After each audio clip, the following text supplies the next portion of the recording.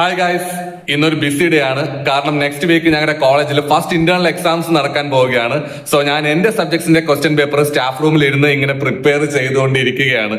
Okay, so എനിക്ക് നിങ്ങളോട് പറയാനുള്ള കാര്യം, പല ബിടെക് സ്റ്റുഡൻസും ഈ ഇന്റേണൽ എക്സാംസ് സീരിയസ് ആയിട്ട് എടുക്കുന്നില്ല. പലരും ചിന്തിക്കുന്നത് ഇത് ജസ്റ്റ് ഒരു ഇന്റേണൽ എക്സാം അല്ലേ, യൂണിവേഴ്സിറ്റി എക്സാം ഒന്നും അല്ലല്ലോ എന്നുള്ള ലെവലിലാണ്. ബട്ട് ഗൈസ്, അത് തെറ്റായിട്ടുള്ള ഒരു ചിന്താഗതി മാത്രമാണ്.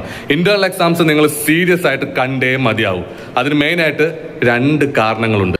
ഒന്നാമത്തെ കാരണം, സെം എൻഡ് ആവുമ്പോഴേക്കും നിങ്ങൾക്ക് എല്ലാ സബ്ജക്ട്സിനും ഒരു അൾട്ടിമേറ്റ് ഇന്റേണൽ മാർക്സ് ലഭിക്കുമല്ലോ അല്ലേ.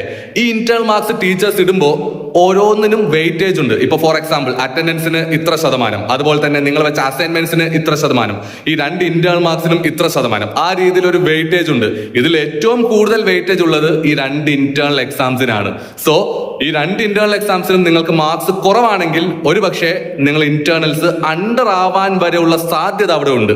ഇന്റേണൽ അണ്ടർ ആയി കഴിഞ്ഞാലുള്ള സിറ്റുവേഷൻ എന്നെക്കാൾ നന്നായിട്ട് നിങ്ങൾക്ക് അറിയാമല്ലോ. എന്താ സംഭവിക്കുക? എത്ര മാർക്സിനാണോ നിങ്ങൾ അണ്ടർ ആയിട്ടുള്ളത്, അത്രയ്ക്ക് എക്സ്ട്രാ മാർക്സ് നിങ്ങൾക്ക് യൂണിവേഴ്സിറ്റി എക്സാംസിന് നേടേണ്ടി വരും. അത് ആ ഒരു കറസ്പോണ്ടിങ് സബ്ജക്ട് ഒരു സപ്ലിയിലേക്ക് എത്താനുള്ള ഒരു റീസൺ ആയി മാറുകയും ചെയ്യും. എന്തിനാ മക്കളെ വെറുതെ റിസ്ക് എടുക്കുന്നത്? ഇനി രണ്ടാമത്തെ കാരണം, ഇന്റേണൽ എക്സാംസ് രണ്ടും നിങ്ങൾ ശരിക്കും യൂട്ടിലൈസ് ചെയ്ത ഒരാളാണ് എങ്കിൽ ഉറപ്പായും അതിന്റെ ഒരു അഡ്വാൻറ്റേജ് നിങ്ങൾക്ക് യൂണിവേഴ്സിറ്റി എക്സാംസിന് ലഭിച്ചിരിക്കും.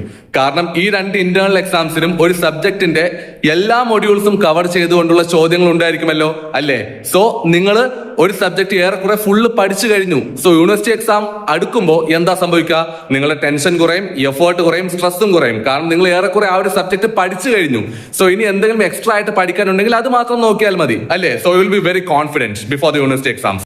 ബട്ട് നിങ്ങൾ 2 ഇന്റേണൽ എക്സാംസും ശരിക്കും യൂട്ടിലൈസ് ചെയ്യാതിരുന്ന ഒരാളാണ് എങ്കിലോ, ഈ എക്സാംസ് എടുക്കുമ്പോൾ, അതായത് യൂണിവേഴ്സിറ്റി എക്സാംസ് എടുക്കുമ്പോൾ എല്ലാം കൂടി ഇരുന്ന് പഠിക്കേണ്ടി വരും. ഒരു സബ്ജക്ട് മുഴുവൻ ഈ കുറഞ്ഞ സമയത്തിനുള്ളിൽ ഇരുന്ന് പഠിക്കേണ്ടി വരും. ബിടെക് പോലുള്ള ഒരു കോഴ്സിന് അത് അത്രത്തോളം അപ്ലിക്കബിൾ അല്ല. സപ്ലൈ അടിക്കാനുള്ള സാധ്യതകൾ വളരെ കൂടുതലാണ്. ഓക്കെ, സോ അത് നിങ്ങളെ തന്നെ നെഗറ്റീവായിട്ട് അഫക്ട് ചെയ്യുകയേ ഉള്ളൂ. So one final word, take internal exams seriously.